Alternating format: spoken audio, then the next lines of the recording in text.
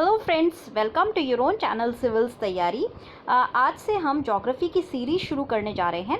बिल्कुल यहाँ पे हम ज्योग्राफी के जी से शुरू करेंगे, बिल्कुल बेसिक से शुरू करेंगे और बेसिक से लेकर के हम बिल्कुल एडवांस तक जाएंगे और जो भी आपके यूपीएससी पॉइंट ऑफ व्यू से इम्पॉर्टेंट है हर चीज़ हम डिस्कस करेंगे।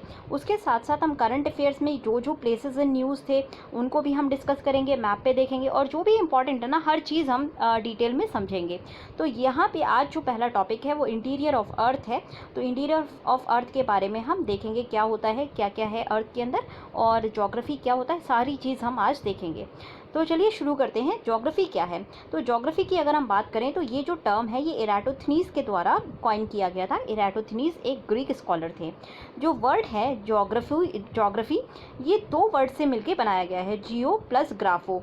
जियो का मतलब होता है अर्थ और ग्राफो का मतलब होता है डिस्क्रिप्शन। तो अगर हम इन दोनों को मिला के देखें तो डिस्क्रिप्शन ऑफ अर्थ को कहेंगे ज्योग्राफी।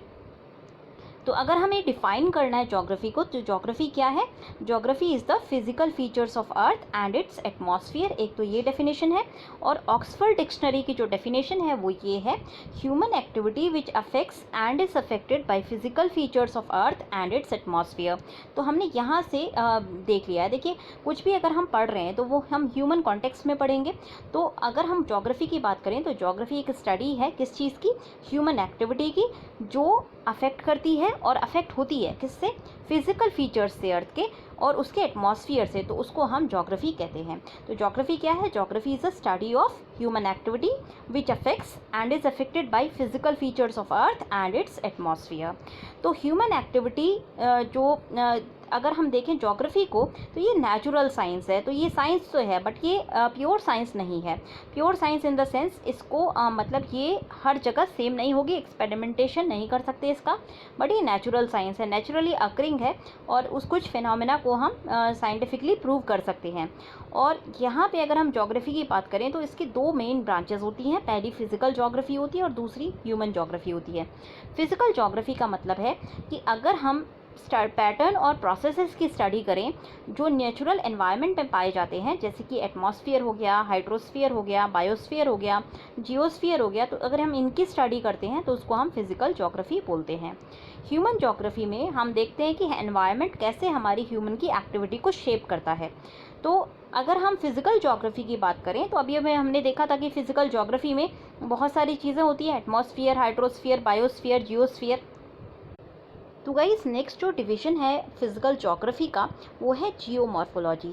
तो जियो का मतलब अर्थ होता है, मॉर्फ का मतलब फॉर्म होता है और लोगोस का मतलब डिस्कोर्स होता है। तो ये जियोमॉर्फोलॉजी एक ऐसा फील्ड है जो कि अर्थ के समझने से कंसर्न्ड है, मतलब कि अर्थ की सरफेस को हम समझते हैं अर्थ के, उसके साथ साथ अर्थ के सरफेस पर क्या क्या प्रोसेसेस हुए थे जिससे कि सरफेस फॉर्म हुआ है तो उसके बारे में हम समझते हैं। मॉर्फोलॉजी तो मतलब वो क्या? सरफेस फॉर्मेट, मतलब कोई पर्टिकुलर फॉर्म का कोई भी पर्टिकुलर फिजिकल फॉर्म का फॉर्मेशन, ठीक है। तो उसको हम अर्थ के फिजिकल फॉर्म की फॉर्मेशन को हम जियोमॉर्फोलॉजी में पढ़ते हैं। क्लाइमेटोलॉजी का मतलब हुआ क्लाइमेट की स्टडी। तो अगर हम वेदर कंडीशंस को अगर हम लॉन्ग टर्म पीरियड पे देखें और उसकी स्टडी करें कि लंबे टाइम पीरियड के बाद एक पर्टिकुलर एरिया की वेदर कंडीशन कैसी होगी तो उसको हम क्लाइमेटोलॉजी बोलते हैं। नेक्स्ट है मीटरोलॉजी। मीटियोरोलॉजी में हम वेदर प्रोसेसेस को पढ़ते हैं और ये शॉर्ट टर्म फोरकास्टिंग हम करते हैं। फिर नेक्स्ट होता है ओशियनोग्राफी। ओशियनोग्राफी में हम अर्थ के ओशियंस और सीज़ की स्टडी करते हैं। फिर हाइड्रोलॉजी होता है। हाइड्रोलॉजी में हम क्वांटिटी ऑफ वाटर की बात करते हैं जो मूविंग वाटर है और जो एक्यूमुलेटेड है लैंड सरफेस पे, सॉइल्स में, रॉक के पास, जो सरफेस के पास है, और इन सब को हम हाइड्रोलॉजिकल साइकिल के फॉर्म में भी पढ़ते हैं। फिर आपका बायोज्योग्राफी डील करता है ज्योग्राफिकल पैटर्न्स के बारे में, जिससे स्पीशीज़ का डिस्ट्रीब्यूशन होता है और प्रोसेसेस जो कि स्पीशीज़ के डिस्ट्रीब्यूशन के पैटर्न को डिटरमाइन करते हैं। फिर नेक्स्ट हम पढ़ते हैं environmental geography. Environmental geography spatial aspects देखता है, मतलब कि स्पेस में क्या क्या इंट्रैक्शन है ह्यूमंस का और नेचुरल एनवायरनमेंट का। मतलब कि ये जो ह्यूमन और फिजिकल ज्योग्राफी के बीच में जो भी गैप है उसको हम ब्रिज करने की कोशिश करते हैं एनवायरमेंटल ज्योग्राफी से।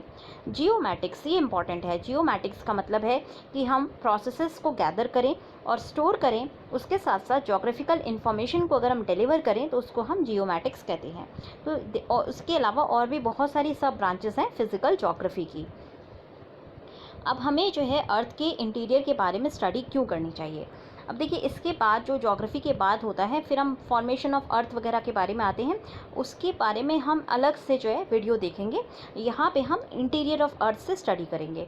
तो क्यों हमें पढ़ना चाहिए अर्थ के इंटीरियर में के बारे में। पहली चीज़ ये है, अगर हम अर्थ के इंटीरियर के बारे में पढ़ते हैं तो हम अर्थ के सरफेस को भी समझ सकते हैं। तो कैसे समझ सकते हैं हम अर्थ के सरफेस को। तो देखिए, जो इंटीरियर ऑफ अर्थ है उससे हमें अर्थ के बारे में पता चलता है, क्योंकि बहुत सारे ऐसे जियोलॉजिकल प्रोसेसेस होते हैं जो अर्थ के सरफेस को शेप करते हैं। अब बहुत सारी ऐसी फोर्सेस भी होती हैं जो अर्थ के अंदर एक्ट कर रही होती हैं, और कुछ फोर्सेस ऐसी हैं जो अर्थ के सरफेस पे एक्ट करती हैं, और दोनों मिलकर के अर्थ के सरफेस को शेप करते हैं। फॉर एग्ज़ाम्पल, जो भी इंडोजीनियस प्रोसेसेस होते हैं, मतलब कि जो भी अर्थ के अंदर ऐसे प्रोसेसेस हैं जो टेक प्लेस कर रहे हैं, जिनकी वजह से अर्थ का जो सरफेस है वो चेंज हो सकता है। जैसे कि अर्थक्वेक्स हो गया, वॉल्केनिक इरप्शन हो गया, ये अर्थ के अंदर से आते हैं। और इनके बारे में हम अगर हमें जो है इंटीरियर ऑफ अर्थ के बारे में नहीं पता होगा, तो हम फिर अर्थक्वेक की प्रेडिक्शन नहीं कर पाएंगे, वॉल्केनोज़ की प्रेडिक्शन नहीं कर पाएंगे, वॉल्केनिज्म क्यों होता है ये नहीं देख पाएंगे। तो इसीलिए हमें अर्थ के इंटीरियर की स्टडी करनी होती है। दूसरा, ये इसी से रिलेटेड है अर्थ सरफेस से ही, कि अगर हमें जियोफिजिकल फिनोमेना देखना है जैसे कि वॉल्केनिज्म और अर्थक्वेक्स, तो उसके लिए हमें इंटीरियर ऑफ अर्थ की स्टडी करनी पड़ती है। तीसरा, अर्थ के मैग्नेटिक फील्ड के बारे में भी हमें पता करना होता है। तो अर्थ का जो मैग्नेटिक फील्ड होता है ये कन्वेक्शन करंट से फॉर्म होता है। कन्वेक्शन करंट का मतलब होता है, कन्वेक्शन का मतलब आपने सुना होगा कि एक पर्टिकुलर जो कन्वेक्शन का एक प्रोसेस होता है जहाँ पे कोई भी ऑब्जेक्ट हीट सोर्स के पास आता है, हीट सोर्स से एनर्जी लेकर के और दूर चला जाता है, अवे चला जाता है, तो उसको हम कन्वेक्शन कहते हैं। अब कन्वेक्शन की इस मूवमेंट की वजह से करंट फ्लो होता है, और इसी करंट को हम कन्वेक्शन करंट कहते हैं। तो ये कन्वेक्शन करंट कहाँ पर फ्लो होता है, आपके आउटर कोर में होता है। और इस आउटर कोर में आपके जो आयरन और निकेल है, उसके इस मूवमेंट की वजह से, कन्वेक्शन के मूवमेंट की वजह से अर्थ में मैग्नेटिज्म फॉर्म होता है। तो ये जो है काफ़ी इंपॉर्टेंट है, इसकी स्टडी भी हम इंटीरियर ऑफ अर्थ की अगर हमें जानकारी नहीं होगी तो फिर हम अर्थ के मैग्नेटिक फील्ड को भी स्टडी नहीं कर पाएंगे। अगर मैग्नेटिक फील्ड नहीं होता तो लाइफ जो है अर्थ के ऊपर पॉसिबल नहीं हो पाती, क्योंकि मैग्नेटिक फील्ड से जो है अर्थ का एटमॉस्फेयर अर्थ के अंदर कैप्चर रहता है और हार्मफुल सोलर विंड से हमें प्रोटेक्ट करता है। तो इसीलिए मैग्नेटिक फील्ड काफ़ी इंपॉर्टेंट है हमारे सर्वाइवल के लिए भी। फिर नेक्स्ट हमें स्टडी करना होता है, क्योंकि हमें इंटरनल स्ट्रक्चर देखने हैं सोलर सिस्टम के और बाकी जो ऑब्जेक्ट्स हैं उनके। तो सारा जो सोलर सिस्टम है वो पहले एक सिंगल नेबुलर क्लाउड से फॉर्म हुआ था, और इससे ही मतलब एक जो आपका बिग बैंग थियोरी आपने सुनी होगी, तो बिग बैंग थ्योरी में एक नेबुलर क्लाउड था, उसी से सारे सोलर सिस्टम का फॉर्मेशन हुआ था। तो अगर हम कहें तो अर्थ के बहुत सारे ऐसे, मतलब जो हमारे सोलर सिस्टम में ऑब्जेक्ट्स हैं, काफ़ी सारे ऑब्जेक्ट्स अर्थ से मिलते जुलते हैं। तो अगर हमें उनके बारे में स्टडी करनी है, उनके इंटरनल स्ट्रक्चर को समझना है, तो हमें जो है सोलर सिस्टम के ऑब्जेक्ट्स की स्टडी करनी होगी। फिर अगर हमें इवोल्यूशन को समझना है और अर्थ के प्रेजेंट एटमॉस्फेयर को समझना है, तो उसके लिए भी हमें अर्थ के इंटीरियर की स्टडी करनी पड़ेगी। उसके साथ साथ हम मिनरल के एक्सप्लोरेशन के लिए भी हमें अर्थ के इंटीरियर की स्टडी करनी पड़ती है, जिससे कि हमें पता चल सके कि कौन सा मिनरल किस डेप्थ पर है। फॉर एग्जांपल, बहुत सारे मिनरल जैसे कि डायमंड हो गया, ये 150 से 800 किलोमीटर की डेप्थ पे पाए जाते हैं। और इसी तरह से बहुत सारे बाकी मिनरल्स हैं जो वॉल्केनिक एक्टिविटी की वजह से सरफेस पर आ जाते हैं। तो उनकी अगर हमें एक्सप्लोरेशन करना है तो हमें अर्थ के इंटीरियर के बारे में स्टडी करनी चाहिए। अब क्या क्या सोर्सेज हैं अर्थ के इंटीरियर की स्टडी के लिए। तो दो तरह के सोर्सेज होते हैं, डायरेक्ट सोर्स और इनडायरेक्ट सोर्स। मतलब कि सीधे सीधे हम उनसे स्टडी कर सकते हैं, और इनडायरेक्ट मतलब कि हम डायरेक्टली स्टडी नहीं कर रहे हैं, हम कुछ और मीन्स से इनडायरेक्टली हम स्टडी कर रहे हैं। डायरेक्टली का मतलब हुआ कि अगर हम माइनिंग या ड्रिलिंग के थ्रू अगर हम गड्ढा खोदें अर्थ में, और वहाँ से फिर जो भी निकल रहा है फिर उससे स्टडी करें, तो उसको हम डायरेक्ट सोर्स कहेंगे। तो डायरेक्ट सोर्स का मतलब हुआ कि हमने डीप अर्थ माइनिंग करी है या ड्रिलिंग करी है, जिससे कि हमें अर्थ के जो भी रॉक्स हैं उनके नेचर का पता चल सके। दूसरी पर माइनिंग और ड्रिलिंग की अगर हम बात करें तो ये प्रैक्टिकली पॉसिबल नहीं है एक सर्टेन डेप्थ के बाद, इसीलिए ये ज़्यादा इन्फॉर्मेशन रिवील नहीं करते अर्थ के इंटीरियर के बारे में। अब दो जो माइंस हैं, काफ़ी डीप माइंस की अगर हम बात करें तो मुपनौंगनेंग गोल्ड माइन है, ये डीपेस्ट माइन है वर्ल्ड की। और दूसरी आपका ताउतोना गोल्ड माइन है, ये सेकंड डीपेस्ट माइन है वर्ल्ड की, साउथ अफ्रीका में है दोनों।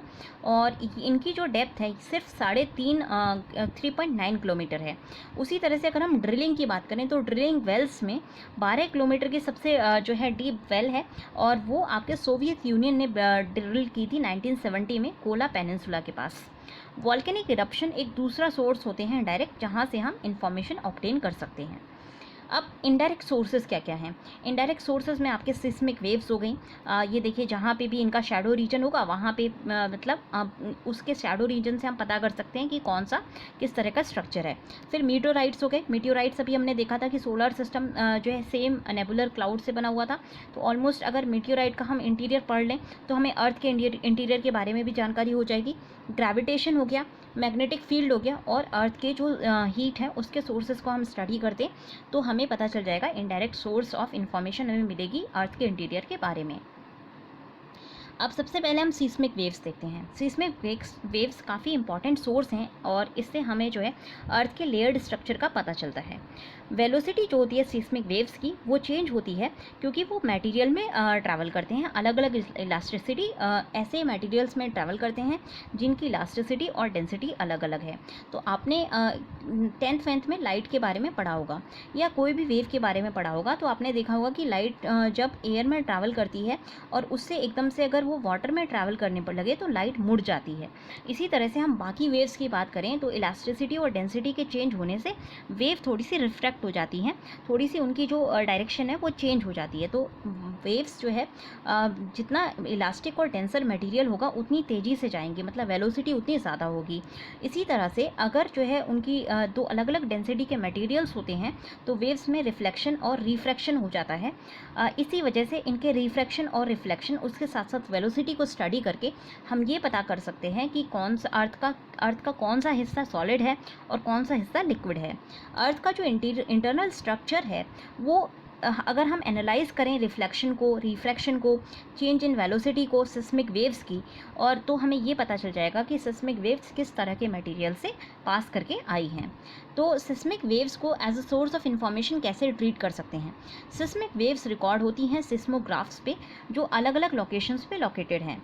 अब इनके जो अराइवल टाइम्स होते हैं वो अलग अलग होते हैं, और अगर इनका जो वेव ने कौन सा पाथ लिया है, रिफ्रैक्शन मतलब एक्सपेक्टेड से अगर इन्होंने डिफरेंट पाथ लिया है ड्यू टू रिफ्रैक्शन, और अगर एब्सेंस हो सिस्मिक वेव की किसी पर्टिकुलर रीजन में, तो उसको हम शैडो जोन कहते हैं।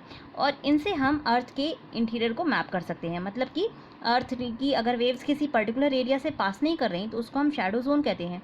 और अगर हमें पता चल जाए कौन सा शैडो जोन है तो हम जो है अर्थ के इंटीरियर को मैप कर सकते हैं। डिसकंटिन्यू अगर आए वेलोसिटी में, मतलब वेलोसिटी पहले मान लीजिए 10 मीटर पर सेकंड थी, बहुत कम बताई है ये मैंने, ठीक है, फिर चेंज होकर के मान लीजिए 8 मीटर पर सेकंड हो गई, तो हमें पता चल जाएगा ये चेंज हुआ है वेलोसिटी में, इसका मतलब मटेरियल भी चेंज हुआ है। तो डिसकंटिन्यूटी अगर वेलोसिटी में होती है तो ये इंडिकेटिव होता है कंपोजिशन के चेंज का और डेंसिटी के चेंज का। इसी तरह से अगर हम changes in velocity, density, composition, ये सारी चीज़ों को अगर हम एस्टिमेट कर पाएंगे और इनको अगर हम ग्राफिकली प्लॉट कर लें तो हमें अर्थ के इंटीरियर के बारे में बहुत एक अच्छी जानकारी मिल जाती है।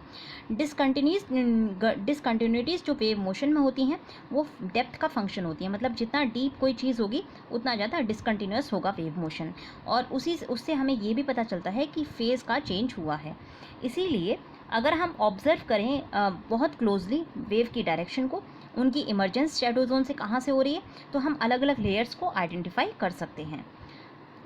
ठीक है, ये देखिए ये शैडो जोन होती है। तो यहाँ पे देखिए अगर हम एस वेव्स की बात करें, देखिए हम अगर अर्थक्वेक वेव्स की बात करें, हालांकि हमें बाद में पढ़ना है, फिर भी मैं आपको थोड़ा सा बता देती हूँ। तो अर्थक्वेक अगर हम वेव्स की बात करें तो बेसिकली हमारी जो वेव्स होती हैं वो 3 तरह की होती हैं। पहली जो वेव होती है आपकी वो पी वेव होती है, दूसरी वेव जो होती है वो एस वेव होती है, और तीसरी जो वेव होती है वो एल वेव होती है। तो वेव्स बेसिकली 2 तरह की होती हैं, बॉडी वेव्स और सरफेस वेव्स। ठीक है, दो तरह की वेव हमने देखी, बॉडी वेव और सरफेस वेव। अब देखिए बॉडी वेव और सरफेस वेव में डिफरेंस क्या है। बॉडी वेव का मतलब ऐसी वेव होगी जो कि किसी पर्टिकुलर मतलब किसी जो कि जनरेट होती है एनर्जी के रिलीज़ होने की वजह से, मतलब किसी फोकस पे, मान लीजिए ये पॉइंट ऑफ फोकस है, अब यहाँ पे एनर्जी अगर रिलीज़ हुई है तो इस पॉइंट ऑफ फोकस से अगर कोई वेव जनरेट हो रही है तो उसको हम बॉडी वेव कहते हैं। और ये जनरेट क्यों हुई है, क्योंकि एनर्जी रिलीज़ हुई है। और ये जो बॉडी वेव्स होती हैं ये सभी डायरेक्शन में मूव करती हैं, ऑल डायरेक्शंस में ये मूव करती हैं और ये अर्थ के इंटीरियर से ट्रैवल करके आती हैं। तो बॉडी वेव दो तरह की होती हैं, पी वेव और एस वेव। पी वेव को हम प्राइमरी वेव बोलते हैं, ये लॉन्गिट्यूडनल नेचर की होती हैं, मतलब कि साउंड वेव्स की तरह इनका प्रोपेगेशन होता है, लॉन्गिट्यूडनल ये ट्रैवल करती हैं। और दूसरी जो आपकी वेव्स होती हैं वो एस वेव होती हैं, वो इनको हम सेकेंडरी वेव बोलते हैं और ये ट्रांसवर्स मोशन की होती हैं। तो जैसे आपने देखा होगा इस तरह से, जैसे पानी में अगर आप कोई पत्थर डालते हो ना तो वेव जो फॉर्म होती है वो ट्रांसवर्स नेचर की वेव होती है, उसको हम उसी तरह से एस वेव ट्रैवल करती है, ट्रांसवर्स वे में वो ट्रैवल करती है। अब प्राइमरी वेव्स की अगर हम बात करें तो ये काफ़ी प्राइमरी इसलिए कही जाती हैं क्योंकि ये काफ़ी तेज़ होती हैं, फास्टेस्ट होती हैं और साथ साथ ये सिस्मोग्राफ पे सबसे पहले रिकॉर्ड की जाती हैं। प्राइमरी वेव भी आपकी दो तरह की होती हैं, लॉन्जिट्यूडनल वेव्स और कंप्रेशनल वेव्स। और लॉन्जिट्यूड मतलब इनको अलग अलग नेम से कहा जाता है, लॉन्जिट्यूडनल वेव्स और कंप्रेशनल वेव। लॉन्जिट्यूडनल मतलब इनका जो डिस्प्लेसमेंट का मीडियम होगा वो उस सेम डायरेक्शन में होगा और सेम डायरेक्शन में होगा या फिर ऑपोजिट डायरेक्शन में होगा प्रोपेगेशन, वेव के प्रोपेगेशन के साथ साथ। तो मान लीजिए वेव जो है इस डायरेक्शन में जा रही है, तो ये डायरेक्शन हुई वेव की। अब जो डिस्प्लेसमेंट है पार्टिकल का वो अगर सेम डायरेक्शन में हो, आगे पीछे अगर पार्टिकल डिस्प्लेस हो रहा है या फिर मतलब इसी डायरेक्शन में या तो आगे जा रहा है या पीछे जा रहा है, तो इस डायरेक्शन में अगर पार्टिकल डिस्प्लेस हो रहा है तो इसको हम पी वेव की वजह से ऐसा डिस्प्लेसमेंट होता है। तो पी वेव जो है डेंसिटी डिफरेंसेस क्रिएट करेगा मटेरियल में, जिसकी वजह से रिफ्रैक्शन और स्क्वीजिंग होती है मटेरियल की, इसीलिए हम इनको कंप्रेशनल वेव भी कहते हैं। इन वेव का जो फ्रीक्वेंसी होती है काफ़ी तेज़ होती है। अब तेज़ फ्रीक्वेंसी मतलब बहुत तेज़, बहुत ज़्यादा ये अकर कर रही हैं, तो इसीलिए इनका जो डिस्ट्रक्टिव फोर्स होती है वो काफ़ी कम होती है और इनकी वजह से ट्रैम्बलिंग आती है, मतलब अर्थ थोड़ी सी शेक करने लगती है और ये जो है अप एंड डाउन मोशन में मूव करती हैं। ये सभी मीडियम में ट्रैवल कर सकती हैं, मतलब ये सॉलिड में भी ट्रैवल कर सकती हैं, लिक्विड में भी ट्रैवल कर सकती हैं, गैसेस में भी ट्रैवल कर सकती हैं। बट वेलोसिटी सॉलिड में सबसे ज़्यादा होती है, फिर लिक्विड में, फिर तो गैस में। तो गैस में सबसे कम वेलोसिटी होती है, सॉलिड में सबसे ज़्यादा होती है। अब अगर हम एस वेव की बात करें तो एस वेव का जो प्रोपेगेशन है वो देखिए इस तरह से प्रोपेगेशन हो रहा है। तो वेव तो ऐसे जा रही है बट जो मूवमेंट होगा एस वेव का, जो खुद का जो पार्टिकल का मूवमेंट होता है वो ऊपर और नीचे होता है। पार्टिकल का मूवमेंट जो परपेंडिकुलर है वेव के मूवमेंट से, तो वेव का मूवमेंट इधर हुआ, पार्टिकल का मूवमेंट ऊपर और नीचे हो रहा है, तो पार्टिकल का मूवमेंट वेव के मूवमेंट से परपेंडिकुलर होता है। इसीलिए एस वेव की जो आपकी स्पीड होती है वो थोड़ी सी कम होती है। कितनी कम होती है? एस वेव पी वेव से 1.7 टाइम्स स्लो चलती हैं, ठीक है, 1.7 टाइम्स स्लोअर होती हैं पी वेव से, ठीक है, ये आपको याद रखना है। एस वेव को हम ट्रांसवर्स वेव भी कहते हैं क्योंकि यहाँ पे जो डिस्प्लेसमेंट है पार्टिकल का और जो मूवमेंट है वेव की वो मतलब परपेंडिकुलर डायरेक्शन में हो रही है, इसीलिए इसको हम ट्रांसवर्स वेव भी कहते हैं या डिस्टॉर्शनल वेव भी कहते हैं। तो ये आपकी मतलब इनको हम ऐसे वाटर में जो रिपल्स क्रिएट होते हैं उससे हम उसकी तरह से हम देख सकते हैं। वाटर में अगर आपका पत्थर फेंके तो जिस डायरेक्शन में पानी जाएगा बिल्कुल वैसे ही आपकी एस वेव भी मूव करती हैं। एस वेव सरफेस पे पी वेव के बाद अराइव करती हैं और इन वेव की फ्रीक्वेंसी हाई होती है और इनकी जो पावर है डिस्ट्रक्शन की वो ज़्यादा है, क्योंकि देखिए मूवमेंट इधर है वेव का और बार बार पार्टिकल ऊपर नीचे मूव कर रहा है, तो इसीलिए पार्टिकल का जो एक इनर्शिया है वो डिस्टर्ब हो जाता है, इसीलिए डिस्ट्रक्टिव पावर इनकी पी वेव से ज़्यादा होती है। अब एस वेव जो है फ्लूइड से नहीं पास कर सकती है, मतलब कि ये लिक्विड और गैस से पास नहीं करती हैं। अब जहाँ पे भी अगर हम जब रिकॉर्ड कर रहे हैं सिस्मोग्राफ पे, तो जहाँ पे भी एस वेव नहीं रिकॉर्ड हो रही है इसका मतलब वो एरिया आपका जो है लिक्विड है, और जहाँ जहाँ पे ये रिकॉर्ड हो रही है इसका मतलब वो एरिया आपका सॉलिड है। तो इसी वजह से हम सिस्मिक वेव की अगर स्टडी करें तो हमें पता चल सकता है कौन सा एरिया सॉलिड है कौन सा एरिया लिक्विड है, क्योंकि हमने देखा कि पी वेव सॉलिड से भी पास हो जाएगी, लिक्विड से भी और गैस से भी, पर आपकी एस वेव केवल जो है सॉलिड से पास होती है, लिक्विड और गैस से पास नहीं होती। तो अगर हम इन दोनों को एक साथ स्टडी करेंगे तो हमें आसानी से पता चल जाएगा कि अर्थ के इंटीरियर में कौन सी जो है सॉलिड वेव, कौन सा एरिया सॉलिड है कौन सा एरिया लिक्विड है। अब जो हमारी आपकी वेव रह गई है सरफेस पी वेव और एस वेव हमने कर ली हैं, सरफेस वेव या एल वेव्स रह गई हैं।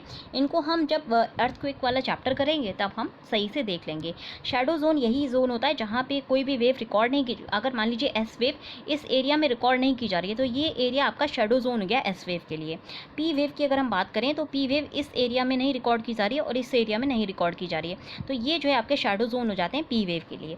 अब आप सोच रहे होंगे कि अभी तो मैम ने बोला था कि वो पी वेव जो है सॉलिड से भी पास हो सकती है, लिक्विड से भी, गैस से भी, तो ये क्यों नहीं इन एरियाज़ में जाती है? देखिए ये इन एरियाज़ में इसलिए ट्रैवल नहीं कर पाती है क्योंकि इसका जो मूवमेंट है वो अर्थ इस तरह से मूवमेंट है इसका, ठीक है।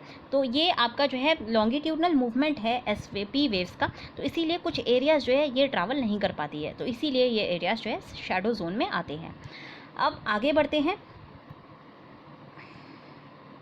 इनडायरेक्ट सोर्सेस में दूसरा सोर्स होता है मीटियोराइट। मीटियोराइट और अर्थ सेम नेबुलर क्लाउड से फॉर्म हुए थे, इसीलिए इनका जो इंटरनल स्ट्रक्चर होगा वो सेम होगा।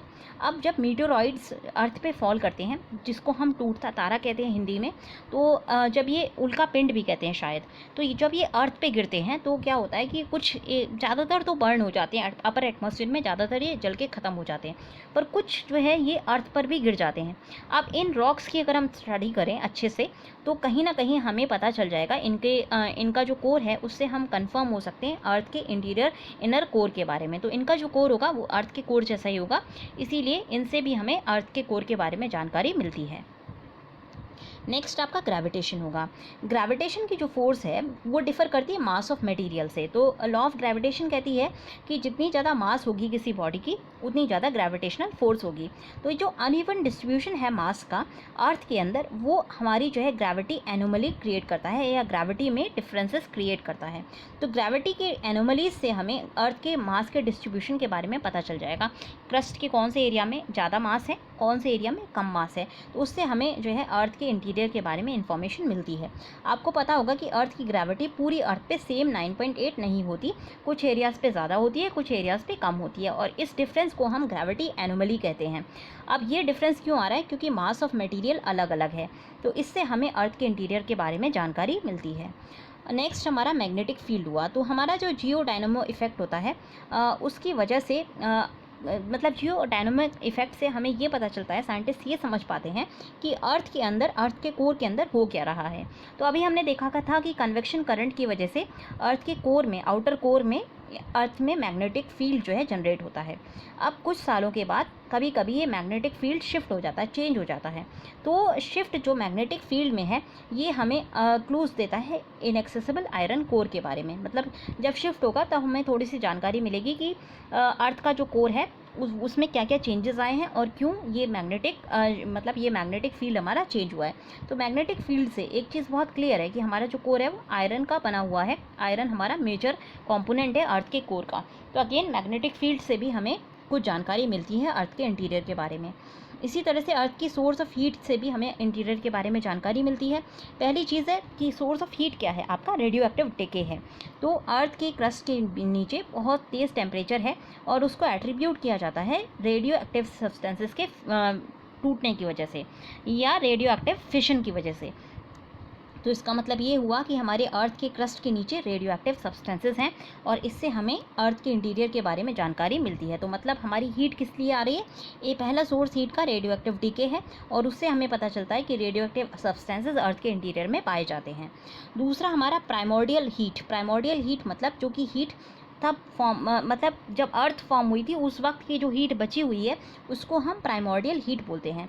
तो प्राइमोर्डियल हीट क्यों आती है? ये काइनेटिक एनर्जी जो अर्थ की जो ट्रांसफ़र हुई थी अर्थ को बाहर एक्सटर्नल इम्पैक्ट्स की वजह से, जैसे कि कॉमेट्स हो गए, मीटोराइट्स हो गए और उनके सब्सिक्वेंट इफेक्ट, जैसे कि फ्रिक्शन जो कि हैवी एलिमेंट के सिंकिंग की वजह से हुआ या फिर लाइट एलिमेंट्स के राइजिंग की वजह से हुआ, तो इन सब की वजह से प्राइमोर्डियल हीट फॉर्म हुई थी।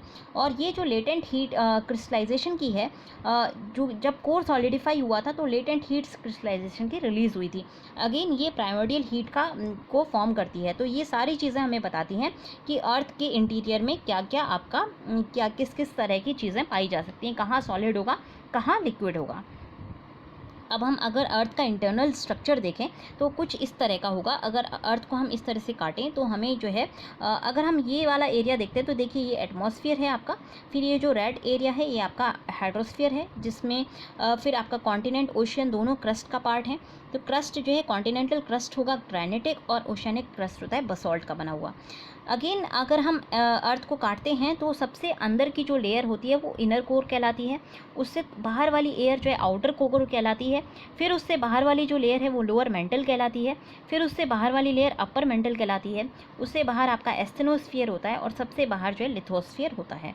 तो लिथोस्फीयर आपका जो है क्रस्ट और थोड़ा सा हिस्सा मेंटल का मिल करके एस्थेनोस्फीयर बनाता है। फिर आपका जो मेंटल होगा वो फिर आपका स्टिफर मेंटल, फिर आउटर कोर जो कि लिक्विड में होता है, और इनर कोर जो कि सॉलिड में होता है। तो ये आपका अर्थ का स्ट्रक्चर है। मतलब अगर इनर कोर की बात करें तो ये सॉलिड है, आउटर कोर आपका लिक्विड है, लोअर मेंटल की अगर हम बात करें तो लोअर मेंटल आपका जो है लिक्विड में पाया जाता है, अपर मेंटल आपका जो है वैक्स की तरह होता है, फिर ये एस्थेनोस्फीयर है, और लिथोस्फीयर अगेन ये क्रस्ट का बना होता है, रॉक्स का बना होता है, तो ये आपका सॉलिड पाया जाता है। अब इंटरनल स्ट्रक्चर की बात करें तो इंटरनल स्ट्रक्चर हमने देखा कि बहुत सारी कंसेंट्रिक लेयर होती हैं। कंसेंट्रिक मतलब सेम सेंटर और बहुत सारे सर्कल जिनका सेम सेंटर हो उनको हम कंसेंट्रिक बोलते हैं। कन मतलब को मतलब सेम हो गया, सेंट्रिक मतलब सेंटर, तो सेम सेंटर वाले सर्कल्स को हम कंसेंट्रिक बोलते हैं। तो अर्थ की अगर हम बात करें, अर्थ का इंटीरियर में बहुत सारे कंसेंट्रिक लेयर्स हैं। अभी हमने ये देखी थी, ये देखिए ये कंसेंट्रिक लेयर्स हैं। सबसे बाहर वाली लेयर, फिर उसके अंदर, फिर उसके अंदर, फिर उसके अंदर लेयर, फिर तो ये हमारी जो है कंसेंट्रिक लेयर्स पाई जाती हैं अर्थ के अंदर। अर्थ का जो क्रस्ट है ये सिलिका का बना हुआ, ज़्यादातर जो है सिलिकेट होता है, सॉलिड होता है, मेंटल विस्कस होता है। विस्कस मतलब कि वैक्स जैसा, जो ना बहुत ज़्यादा सॉलिड हो ना बहुत ज़्यादा लिक्विड हो, और मॉल्टन रॉक का बना हुआ होता है। आउटर कोर आपका विस्कस लिक्विड होता है। तो हमने आउटर कोर देखा, ये लिक्विड है आपका, ये लिक्विड हमने बात की थी, आउटर कोर हमारा लिक्विड का बना हुआ है। फिर उसके अलावा इनर कोर हमारा डेंस सॉलिड है। मैकेनिकली अगर हम अर्थ की बात करें तो अर्थ को 3 लेयर में डिवाइड कर सकते हैं, लिथोस्फीयर, एस्थेनोस्फीयर, मीसोस्फीयर जो कि मेंटल का पार्ट है, फिर आउटर कोर और इनर कोर। ठीक है, सॉरी ये 5 लेयर्स हो गई। तो इन लेयर्स में हम डिवाइड कर सकते हैं। केमिकली हम अर्थ को crust, upper mantle, lower mental, outer core और इनर कोर, इन एरियाज़ में हम डिवाइड करते हैं। तो ये हमें याद रखना है, मैकेनिकली क्या डिविजन्स हैं और केमिकली क्या डिविजन्स हैं अर्थ के। अब अगर हम अर्थ को अगेन एक बार देख लेते हैं, स्केल से नहीं है तो लिथोस्फीयर में क्रस्ट और अपर मोस्ट सॉलिड जो मेंटल है वो लिथोस्फीयर का हिस्सा होता है। एस्थेनोस्फीयर में जो आपका जो सेमी सॉलिड हिस्सा होता है वो एस्थेनोस्फीयर में आता है। फिर आपका मेंटल है, फिर आपका आउटर कोर ये लिक्विड है, और इनर कोर आपका सॉलिड है। इनर कोर अगर बात करेंगे तो हमारे सरफेस से 5100 किलोमीटर डीप आपको इनर कोर मिलेगा, 2900 किलोमीटर डीप आपको जो है आउटर कोर मिलेगा।